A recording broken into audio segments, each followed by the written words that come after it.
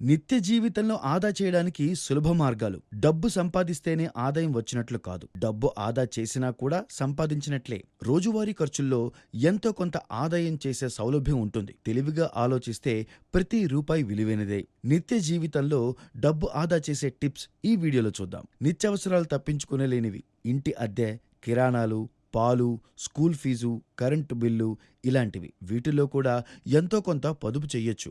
ముందుగా రూ. 100 సంపాదించేవారైనా సరే, అందులో రూ. 10 పొదుపు చేసి రూ. 90 మాత్రమే ఖర్చు చేసుకోవాలనే ప్రణాళిక వేసుకోవాలి. ఇలా దాచుకున్న డబ్బు అత్యవసర పరిస్థితుల్లో అప్పు చేయకుండా ఆదుకుంటుంది.